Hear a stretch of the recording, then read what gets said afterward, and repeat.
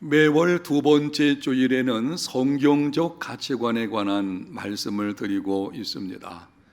오늘은 지난달에 이어서 성경적 재물관, 행복한 삶을 위한 경제 지침이라는 제목으로 말씀을 드리게 될 것입니다. 오래전에 있었던 일입니다. 지금부터 10년도 넘은 사건으로 생각이 되는데요. 설 명절에 이복형이 동생 가족 3명을 살해한 사건이 있었습니다. 20년 전에 아버지로부터 유산을 받게 되었는데 자기에게는 2,600평의 땅을 주고 이복 동생에게는 3,000평의 땅을 준 것입니다. 그것에 앙심을 품고는 그동안 다툼을 벌이다가 급기야 명절날 가족들이 모였을 때에 살해하는 기막힌 사건이 벌어진 것입니다. 우애가 있어야 하는 형제들 간에 이렇게 원수처럼 살아가고 더군다나 살해 사건까지 벌어지고, 여러분, 왜 이런 일이 일어나고 있는 것입니까? 재물에 대한 욕심 때문입니다. 가지고 있는 것이 부족해서가 아닙니다. 충분히 가지고 있고 가지고 있는 것으로 먹고 살 수 있음에도 다른 사람은 나보다 더 많이 가지면 안 된다고 하는 아주 지독히 이기적인 욕심, 그 욕심이 삶을 불행하게 만드는 것입니다. 일반적으로 사람들은 생각하기를 돈에 무관심하고 돈에 관하여 말을 하지 않고 돈을 초월해서 사는 사람이 믿음이 좋다라고 합니다. 그런데 놀랍게도 성경을 보게 되면 재물, 돈에 관해서 아주 많은 말씀들을 하십니다. 신약 성경을 보게 되면 믿음에 관련된 구절은 215개, 구원에 관련된 구절은 218개입니다. 그런데 재정, 돈에 관련된 구절은 2084개입니다. 복음서에 기록되어진 예수님의 비유들이 39가지가 있는데요. 그 중에서 돈과 관련된 비유가 무려 11개나 됩니다. 예수님은 돈에 깊은 관심을 가지셨고 여러 번에 걸쳐서 말씀을 하셨습니다. 이유가 무엇입니까? 우리 삶을 파괴하는 주된 원인이 재물에 대한 욕심이기 때문입니다. 한 사람이 재물에 대한 욕심에 사로잡히게 되면 은혜를 은혜로 알지 못합니다. 인간관계가 깨어지게 됩니다. 내면 세계가 황폐해지게 되고 영원한 나라에 대한 안목이 어두워지게 됩니다. 심지어는 가장 행복에 처소이어야 하는 가정이 깨어지는 일까지 벌어지기도 합니다. 행복한 삶이 되려면 재물에 대한 욕심을 내려놓아야 합니다. 어떻게 하면 좋겠습니까? 재물은, 이 돈은 아주 강한 힘을 가지고 있어요.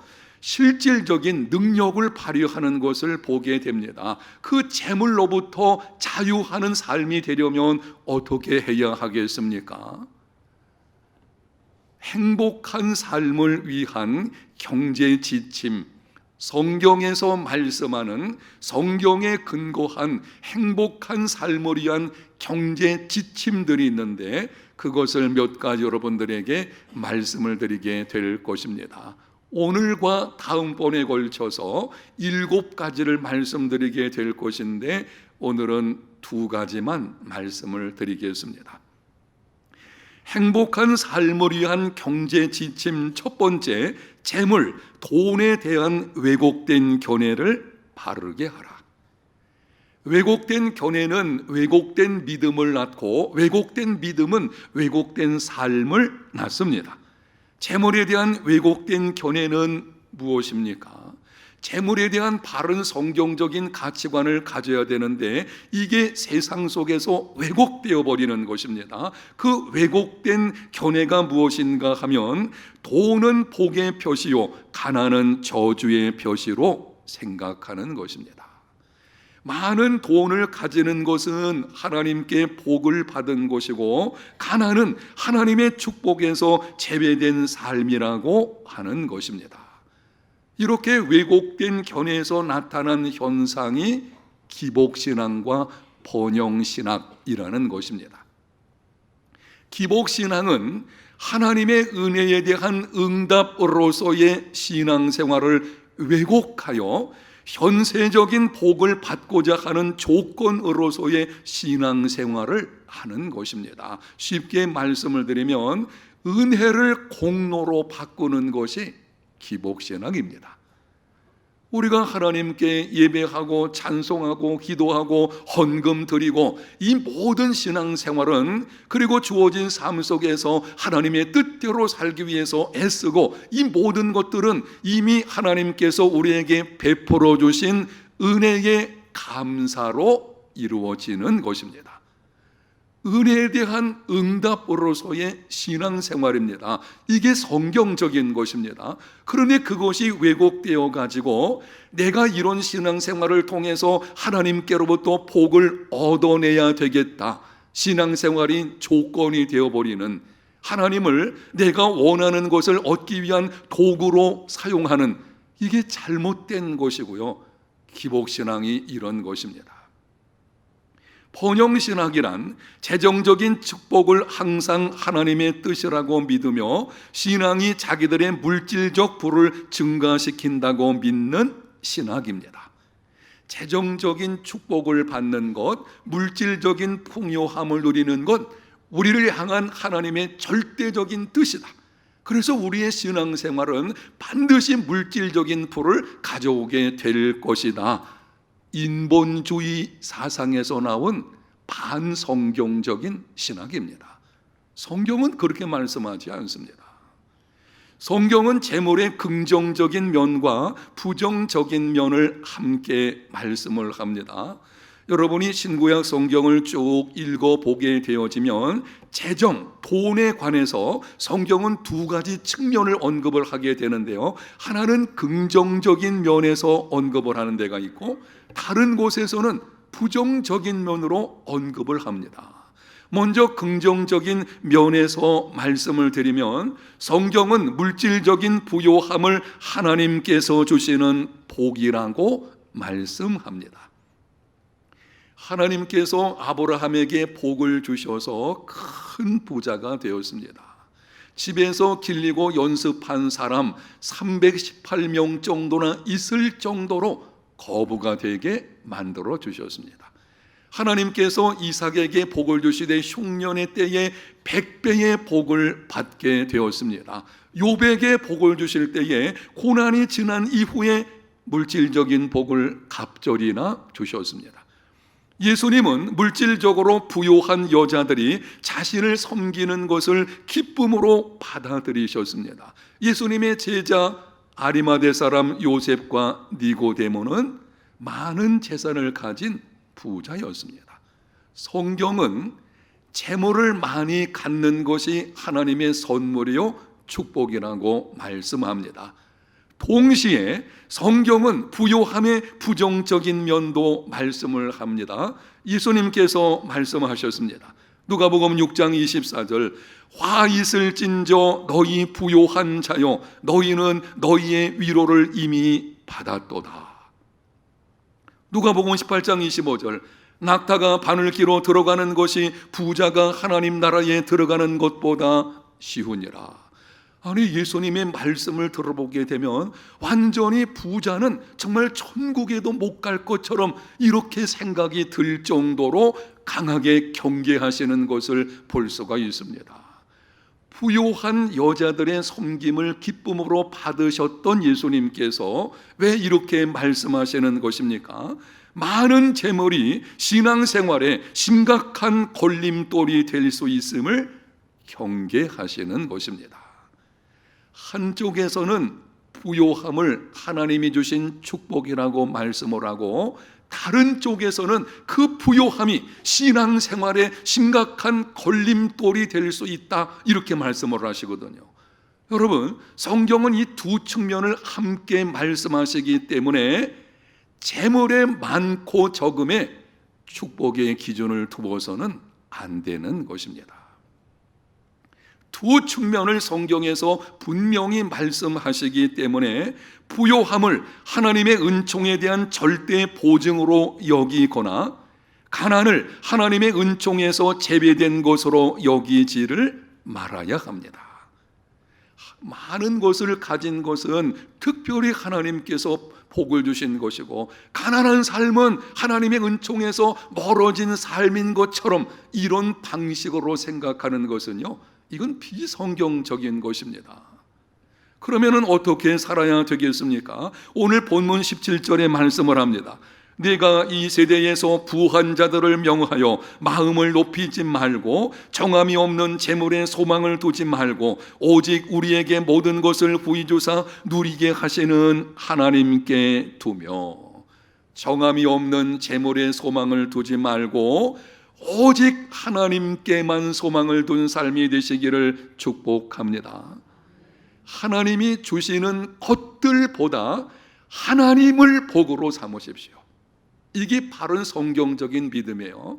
하나님께서 주시는 것들은 있다가도 없을 수도 있고요, 하나님이 주셨다가 때로는 가져가실 수도 있을 것입니다. 그러나 하나님 그분은 영원토록 변함이 없는 복의 근원이십니다.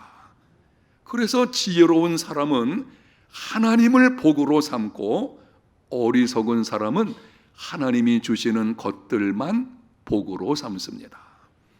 재물의 많고 적음을 가지고 축복과 저주의 기준으로 삼지 마십시오. 행복한 삶을 위한 재정지침 두 번째는 재물, 소유는 사명이다. 오늘 여러분이 다른 것은 몰라도 이 말씀은 꼭 붙들었으면 좋겠습니다. 한번 따라합니다. 재물, 소유는 사명이다.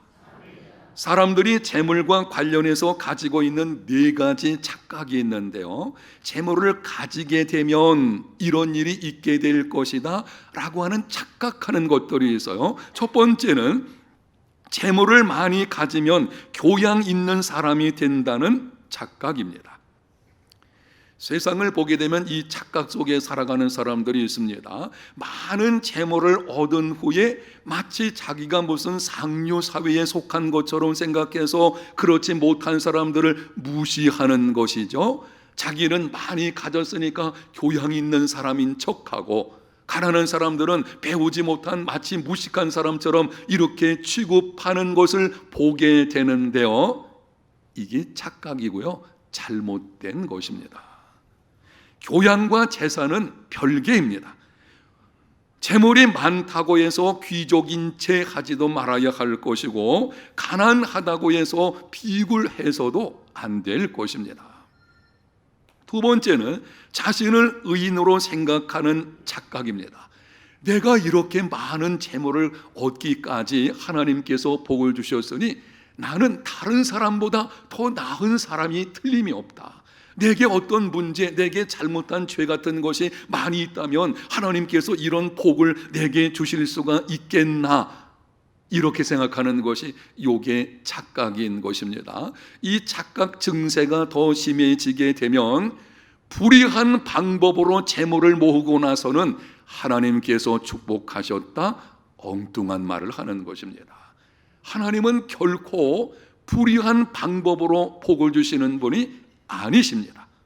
동기도 좋아야 하고 결과도 좋아야 하는 것입니다. 세 번째는 많이 가지면 가질수록 행복하다는 착각입니다. 세상 사람들이 가장 많이 가지고 있는 착각이 이것이죠. 많은 재물을 가지면 나는 더 행복해질 것이다. 여러분, 실제로 그렇습니까? 우리 교회 안에만 봐도 마찬가지인데요, 세상을 보게 되면은요, 그렇게 많은 것을 가지고 있으면서도 힘들게 고통 가운데 살아가는 사람들이 많이 있습니다. 오히려 재물 때문에 가정에서 문제가 일어나는 경우들을 보고 있지 않나요? 재물이 행복을 결정하는 것이 아닙니다. 물론 많은 재물을 갖게 되면 삶이 편리해지게 되고 내가 원하는 것을 더 많이 얻어서 때로는 만족을 얻을 수 있을지 모르지만 그것이 행복의 기준은 아닌 것입니다. 네 번째는 돈만 있으면 모든 것을 할 수 있다는 착각입니다. 심각한 착각적입니다. 돈으로 할 수 있는 것보다 할 수 없는 것이 훨씬 많습니다. 우리 인생길에서 정말 소중한 것들은 돈으로 살 수 없어요. 예를 든다고 하면 돈으로 좋은 집은 살 수 있을지 모르지만 행복한 가정은 살 수 없습니다. 돈으로 화려한 옷은 살 수 있겠지만 진정한 아름다움인 내면의 아름다움, 그거는 살 수가 없는 것입니다. 돈으로 성대한 장례식을 치를 수 있겠지만 간혹 장례식에 가서 보게 되면 부자가 죽었을 때에는 대단하지요. 그걸 볼 수가 있죠. 그렇게 성대한 장례식을 치를 수 있겠지만 돈을 가지고 행복한 죽음을 살 수는 없습니다. 재물은 교양의 조건도 아니고 신분의 척도도 아닙니다. 행복의 기준도 아니고 모든 것을 할 수 있는 도구도 아닙니다. 그럼 재물은 무엇입니까? 사명입니다. 하나님께서 내게 재물을 주신 것은 그 재물을 통해서 하실 일이 있기 때문에 재물을 받은 나를 통해서 하나님께서 하실 일이 있기 때문에 주어진 것입니다. 명심하십시오. 더 많은 재물보다 가치 있는 삶을 추구하며 살아가십시오. 행복한 삶이란 더 많은 재물을 추구하는 데 있지 않고 가치 있는 삶을 추구하는 데 있습니다. 더 많은 재물을 추구하는 삶을 살게 되면 돈에 끌려다니는 인생이 됩니다. 돈이 나를 끌고 갑니다. 돈이 목적이 되어지니 그 돈을 따라서 내 인생이 쫓아가는 이런 엉뚱한 일이 벌어지게 되어지는 것입니다. 가치 있는 삶을 추구하게 되어지면 이제는 돈이 나를 따라오게 됩니다. 여러분이 정말 돈을 따르는 삶과 돈이 따라오게 하는 삶은 이거는 천지 차이죠. 돈이 내게 따라오게 하는 이 삶을 살려고 하면 인생의 방향을 바꿔야 돼요. 더 많은 재물이 목적이 아니고 지금 내게 주어진 것이 얼마이든지 그것을 가지고 가치 있는 삶을 살아내게 될 때에 그때에 필요한 것도 채워지는 하나님께서 이 사람을 기억하시고 이 사람에게 채워주심으로 돈이 따라오는 삶이 이루어지게 될 줄로 믿습니다. 더 많은 재물을 추구하는 사람들의 공통점 중에 하나가 일 중독입니다. 왜냐하면 더 많은 것은 쉽게 얻을 수가 있는 게 아니거든요. 그러니까 길을 쓰고 더 많이 얻으려고 하다 보니 일 중독에 걸려 있는 것입니다. 다른 것은 다 돌아보지 못하고 오직 일, 이거 하나님의 기뻐하시는 삶이 아닙니다. 여러분에게 이 성경 말씀을 가지고 분명하게 말씀을 드리겠습니다. 일 중독은 하나님의 뜻대로 사는 것이 아닙니다. 일 중독에 걸리게 되어지면 나중이 좋지 않은 삶이 일어나게 됩니다. 나중에 이런 생각이 들게 되죠. 내가 이것을 얻으려고 그렇게 열심히 달려왔나? 아니면 건강 상할 수도 있게 되어지죠. 거기서 어려움이 찾아오게 되어지는 것입니다. 그러나 가치 있는 삶을 추구하면 균형 잡힌 인생을 갖게 될 것이고 행복한 삶, 나중에 좋은 인생이 되는 것입니다. 주변을 보게 되면 죽을 때까지 쓰고도 남을 만큼 넉넉한 사람들이 있습니다. 가지고 있는 것을 보게 되면요, 그게 지금 가지고 있는 것으로도 넘치는 거예요. 아마 평생을 쓰고도 남을 만큼의 재산을 가지고 있습니다. 그런데도 더 많이 얻으려고 인색하게 살아가는 사람들이 있는 것을 보게 되는데요, 그런 사람을 볼 때는 답답합니다. 이런 생각이 들게 됩니다. 아니, 저 많은 재물을 다 뭐에 쓰려고 저렇게 하나? 다 다 쓰고 갈 것도 아닌 것이고, 하나님 부르신다면 그냥 다 남겨두고 가는 것뿐인데 왜 저렇게 살아가나, 있을 때에 좀 나누며 살지라고 하는 생각이 들게 됩니다. 여러분, 이 말씀 잊지 마십시오. 나의 존재 가치는 재물의 많고 적음에 있지 않습니다. 저는 우리 모든 성도들이, 그리고 이 땅에 살아가는 모든 사람들이 이 말씀은 꼭 기억했으면 좋겠어요. 나의 존재 가치는 재물의 많고 적음에 달린 것이 아닙니다. 왜 많은 사람들이 더 많은 재물을 추구하는 삶을 사는 것입니까? 내가 더 많이 얻으면 나의 존재 가치도 더 높아질 것으로 생각하는 것입니다. 아니요. 재물을 많이 가지고 있다고 해서 그것이 그 사람의 존재 가치를 결정하는 것이 아닙니다. 나의 존재 가치는 하나님의 형상대로 지음 받았다는 것과 가치 있는 삶을 추구하는 데 있습니다. 설교를 준비하면서 한 통계를 보게 되었는데요, 지금도 지구 전역을 보게 되면 아프리카를 포함해서 전 세계에서는 기아로 인해서 굶어 죽는 사람들의 숫자가 1분에 34명, 하루에 5만 명, 1년에 1,800여만 명이 죽어간다고 합니다. 부산 인구가 380만 명쯤이라고 하는데요, 1년에 380만 명이 아니에요. 1,800만 명이 넘는 사람들이 지금도 굶어 죽어가고 있다고 하는 것입니다. 물 부족으로 인해서 하루에 생명을 잃어버리는 어린아이가 평균 5,000명이라고 합니다. 이러한 실상을 앞에 두고 오늘 하나님께서 우리에게 말씀을 하시는 것입니다. 너는 이들을 위하여 무엇을 할 것이냐? 우리가 응답을 해야 됩니다. 여러분, 우리 앞에 놓여있는 평안한 삶만 바라보지 마시고 좀 멀리 한번 바라보십시오. 정말 우리가 눈을 크게 떠서 세상의 실상을 바라본다고 하면은 그 참상들이 얼마나 많이 보이겠습니까? 그때 우리에게 들려주시는 하나님의 음성은 이것이죠. 너는 이들을 위해서 무엇을 할 것이냐? 우리 모두는 장차 하나님의 심판대 앞에 서게 될 것입니다. 그날에 하나님께서 우리에게 물으시기를 너는 세상 속에서 얼마나 많이 벌었냐? 절대 묻지 않으십니다. 하나님 그렇게 묻지 않으셔요. 그날에 하나님께서 물으시는 것은 이것입니다.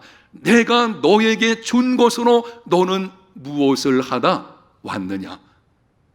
재물은 하나님의 축복의 선물이거든요. 하나님이 우리에게 맡겨주신 것은 사명이에요. 그 사명을 감당하고 왔냐? 이렇게 물으시게 되는 것입니다. 요즘 사람들의 중요한 관심자는 재테크죠.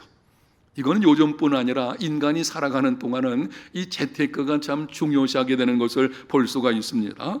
보유 자금을 효율적으로 운용하여 높은 이익을 얻으려고 하는 것입니다. 하나님께서 주신 재능과 지혜와 지식을 가지고 많은 것을 얻는 것 중요합니다.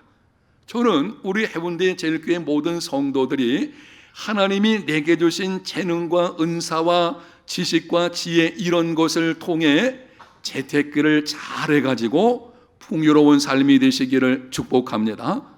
그랬으면 좋겠어요. 우리 모든 성도들이 정말 재테크를 잘해가지고 이 땅에서 풍요롭게 산다면 정말 그런 삶이 되기를 저는 소원하고 기도합니다. 여러분, 그런데요, 진정한 재테크는 거기에 머물지 않습니다. 정말 진정한 재테크는 오늘 본문 18절 19절에 이렇게 말씀을 합니다. 선을 행하고 선한 사업을 많이 하고 나누어 주기를 좋아하며 너그러운 자가 되게 하라. 이것이 장래에 자기를 위하여 좋은 터를 쌓아 참된 생명을 취하는 것이니라. 선을 행하고 선한 사업을 많이 하고 가난한 사람들에게 나누어 주기를 좋아하며 인색한 마음을 갖지 않고 너그러운 사람이 되는 것, 이것이 장래에 자기를 위해서 좋은 터를 쌓는 것입니다. 이 땅에서의 삶이 전부가 아닙니다. 세상 사람들이 착각하는 것 중에 하나가 이 땅에서의 삶이 전부인 것처럼 여기죠. 그래서 이 땅에서 그냥 마음껏 자기가 먹고 마시고 누리고 흥청망청 살아가는 것을 보게 되는데요. 아니요, 이 땅에서의 삶이 아닙니다. 우리는 장차 하나님께서 준비하신 그 나라로 가게 될 것입니다. 금생뿐 아니라 그 나라에서도 우리에게 이익을 주는 이 진정한 재테크는 선을 행하고 선한 사업에 부하고 나눠주기를 좋아하며 너그러운 사람이 되는 것입니다. 오늘 주신 말씀의 근거에서 주님의 이름으로 권면합니다. 재물에 대한 왜곡된 견해를 바르게 하십시오. 재물은 사명입니다. 더 많은 재물보다 가치 있는 삶을 추구하는 삶, 저와 여러분의 삶이 다 되시기를 예수님 이름으로 축복합니다. 하나님